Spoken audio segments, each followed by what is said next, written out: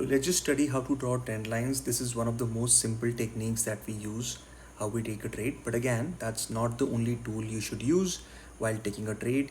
You should always create your own strategy. This is only for educational purposes. So what I really want from a trend line is that it should at least create two touching points. More it's better. So let's say if you have a trend like this and I draw a trend line like this, I know that I have 1, 2, 3, 4 touches. This is kind of good trend line. Let's say if you have a trend like this and you wanted to draw trend line maybe like this is also kind of good trend line because it has 1, 2 and 3 touches. But this is not a good trend line because it has one touch. So let's just go on the live charts and see how we can do all of this, and then we will see how we can draw different trend lines into different charts. So let's say we have a chart like this, right?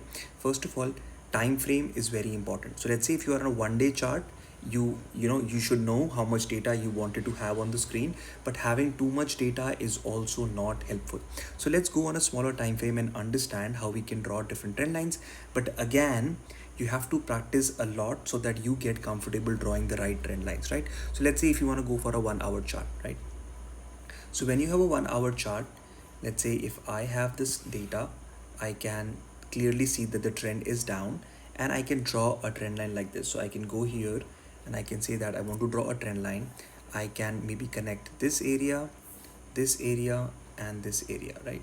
So you have kind of 1, 2 and 3 touches. Seems like a good trend line. But again, so the price is here, so that means you have to wait for price to go back up, right? But this is how you draw a trend line, right?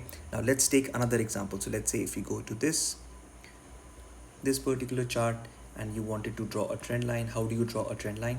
So basically if you go on a 1 hour chart, you can see that the price is going down.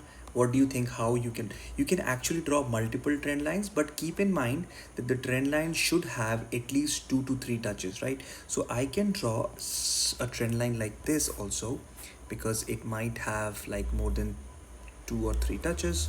Yeah, right. So you can see that I have a couple of touches here, which is this and this, and then finally we see a breakout, right?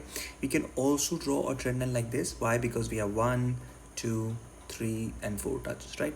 So you should keep in mind that whenever you are drawing a trend line in a smaller time frame or on a larger time frame, try to have at least more than 2 touches, so that you understand that the trend line has more touching point, so that it respect that zone. This is a very, very simple thing. It is just when you are drawing a trend line, you need to make sure that it is in a right area. So let's say if the trend is going up and you're trying to find a trend line which is down, it doesn't make any sense. If the trend is up, try to find out that which are my key areas where price is bouncing again and again, and then you draw a trend line. If you have a trend which is down, try to find out in areas which has again and again touches, and then you draw a trend line. So based on a trend, you need to draw a trend line. That's it. This is a very, very simple video just to explain how trend lines work. The more you practice trend lines, the more you get it. But again, trend line is not the only strategy. You should create your own process and then implement trend line.